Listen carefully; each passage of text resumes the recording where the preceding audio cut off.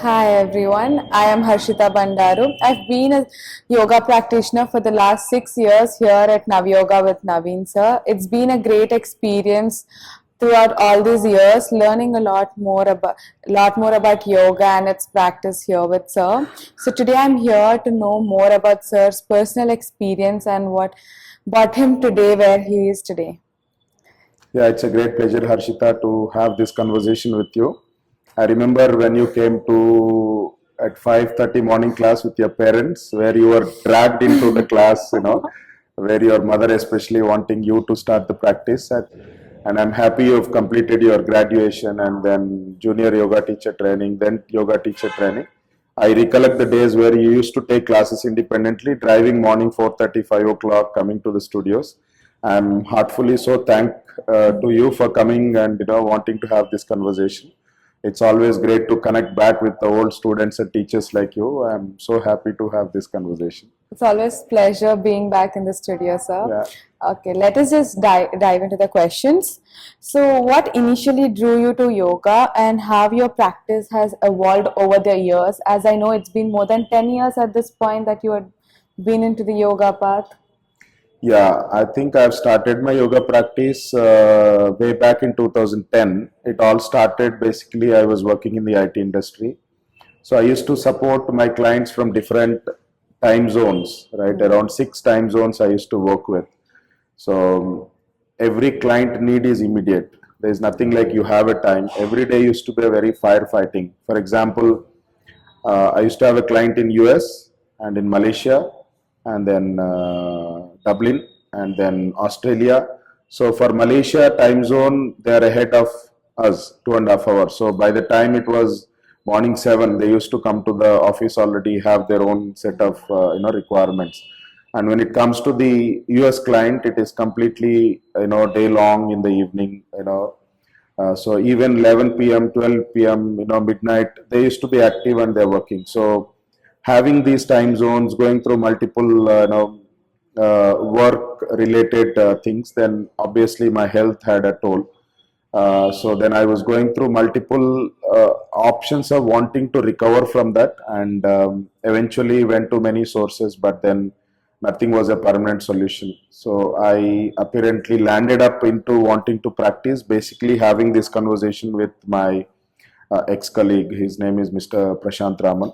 So he eventually guided me to have, to the practice to come to yoga class. He suggested that there is something called as a happiness program. Why don't you go look at it?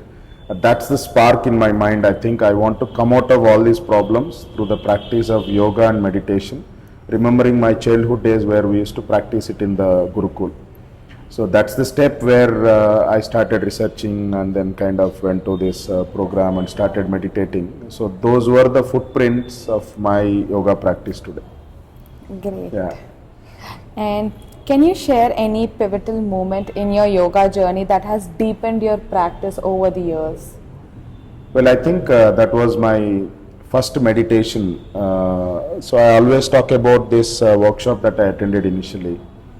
The name of the workshop is called as Happiness Program. It is designed and done in the voice of His Holiness Gurudev Sri Sri Ravi Shankarji. So this is my first workshop where I think in that 6 days, not only me, even my family and people around have seen a lot of change. So this deeper meditation with the breath of 45 minutes has changed the entire perception. So I think for me, even today, even at this moment, I remember that inspiration of that meditation, what brought me into so far to practice yoga, not only practice and wanting to spread to others. So that's the moment in 2010 when I did that, first meditation called Happiness Program, Sudarshan Kriya. Yeah, I can still think about my first experience of Sudarshan Yeah, I think you have Kriya. also done that. Yeah, Yes. right. It's always a beautiful experience to feel it. Yes. Yes. And how has your yoga impacted your daily life outside of the studio? Yeah, it makes me so busy. I think my kids keep telling you're always not available for us. So after coming to the path and now that we are been spreading a lot, Yeah. so it takes a lot to run and bring people together, bring them to the practice. So it's like morning to evening. It's a complete busy day, wherein not only like designing the classes and make them run, but also we have to do a lot of background work to make sure that what we want to move ahead or what we want to take forward is going in the right way, where we don't damage or tamper any of the teachings that are given to us. So we make sure we practice that ancient and a traditional method of teaching. For that we do a lot of homework. So meeting to teachers, students, talking to them before the class, after the class, and guiding the frontline team. Then there will be other challenges that comes from different studios. So handling that all, I think it makes my whole day, Monday to Sunday, I would say, all the 365 days, very, very, very busy. And I'm so happy to be that way because it's all dynamic. So when it comes to yoga, it is like living in that moment, right? Yeah. So every day, every second is a great learning for me. And especially from 2019, where we started our first studio, to now that we have multiple studios in Hyderabad, it's a great learning for myself, right? So I have got a chance to opportunities to win so many things within me. So this is something that we can't explain in words. I keep telling it to my cousins and friends. I think I am different in myself way back to now, and also I'm different in the current generation to get this opportunity because my day never be the same to the tomorrow or yesterday. Yeah. So it's all like this moment is a situation that comes where we have to handle it being at that moment. So it's very beautiful. I think apart from being busy, also a lot of transformation within me. It makes me strong. It makes me so much of courage, and it is also an opportunity to implement the knowledge that we learn, right? So we would have got so many sutras from, for example, the happiness program, and this is a platform. When a situation comes, that sutra rings in your mind and it will force you to apply. So if you apply it first time may be difficult, but then once you see the result back, that's the moment, wow, it is working. So that's a shift.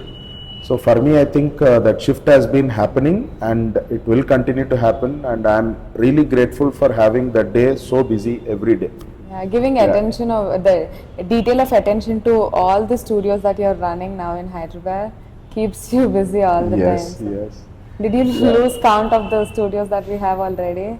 Well, I sometimes write down on the paper. When I kind of pass on the messages, then I tend to miss out one or two. I remember driving back, where I think I missed out to talk to these teachers. I go back and then talk. Yeah. Yeah, it's great. So, and what's the most challenging part of becoming a yoga instructor? Like personally, back when you were taking regular classes, what did you think was like the most difficult part of taking a yoga class? Yeah, I think for me, my journey after 5 years has been completely different. So today, I would say, with a lot of experience, it's winning over myself is the greatest difficult part. Unfortunately, in our education system, where we have never been taught about, we have never been taught about how to look within, and we have been busy about going outside, making things arranged for people around, but then we never got an opportunity or never given insight about that look within. That's one phase which was very tough, which I feel a bit of it I have crossed it now. Taking classes, students come, one would like it and one would give a feedback.